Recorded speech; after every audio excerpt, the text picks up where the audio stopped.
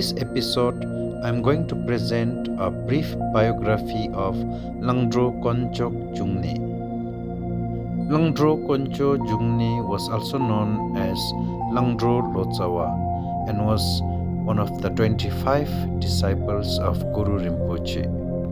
He was born in Yaru Chang Tanak in Chang and became an influential minister at the court of King Trisong Detsen.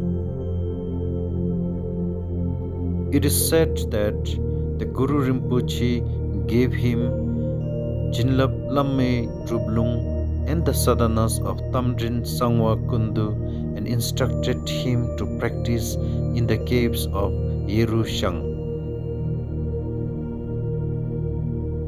As a result of his practice, he could send lightning bolts like shooting arrows wherever he liked.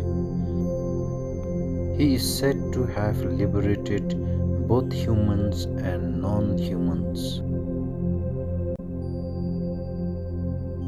Konchok Jungne had attained the rainbow body during his time of the death.